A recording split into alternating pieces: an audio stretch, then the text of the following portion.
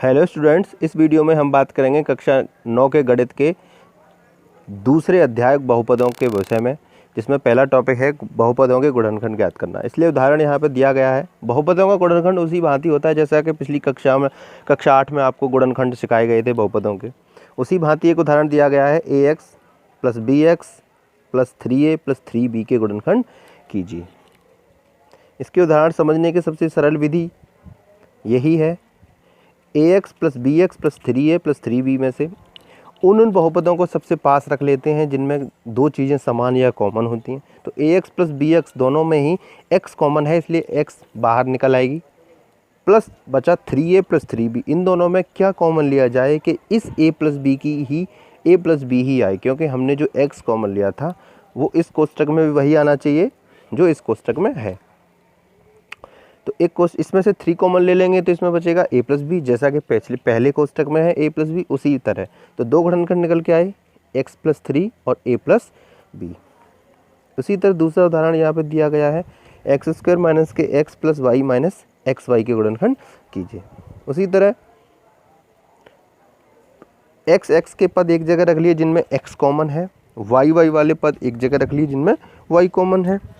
x² - के x में x common है, इसलिए x कॉमन ले लिया तो बचा x - 1। अगर हम माइनस के y कॉमन लेंगे तो यहाँ बचेगा x - 1, जो क्योंकि हमें उसी कोष्टक में वही लाना है जो पहले कोष्टक में आया था। तो आया आपका, एक कोष्टक में लिखा जाएगा x - 1, दूसरे कोष्टक में x - y, जैसा कि पिछली कक्षाओं में आप पढ़ के आए हैं। तीसरा उदाहरण यहाँ पे दिया हुआ है, x³ - के 5x² - 5x + 25 के गुणनखंड ज्ञात कीजिए।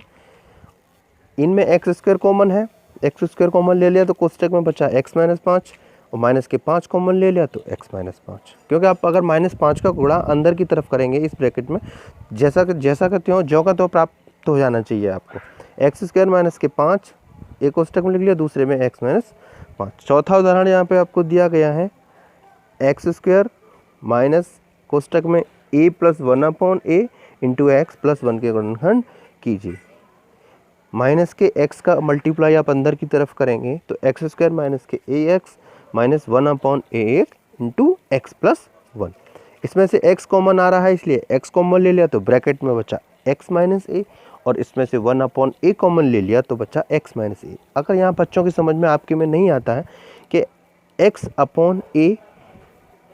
+ 1 का मतलब हम 1 को 1 ही नहीं रहने देते, इसे a का गुणा ऊपर कर दिया जाता है, a का गुणा नीचे कर दिया जाता है, इसलिए 1/a चला गया, यहाँ पर केवल a बचा। तो एक ब्रैकेट में आ गया x - 1/a, एक ब्रैकेट में आ गया x - a। इसी तरह आपको यहाँ पर कई उदाहरण दिए गए हैं। ये प्रश्नावली आपको सॉल्व करनी है, ये आपको घबराने की जरूरत नहीं है। ये प्रश्नावली उसी तरह है जैसे कक्षा 8 में गुणनखंड वाला पार्ट था, ये वही सवाल है। तीसरा उदाहरण है p² x - qx²। इसमें से आपको x कॉमन लेना है, बहुत सिंपल है। अगला उदाहरण है abc - bxy।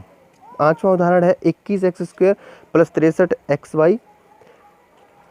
अगला है x² y + xyz + xy²। अगला है xy × a + b + yz a + b + 5x + y का होल क्यूब + 10x + y का होल स्क्वायर + 20x + y। उसी तरह एक और यहाँ पर उदाहरण है a² × b - c - bc - b।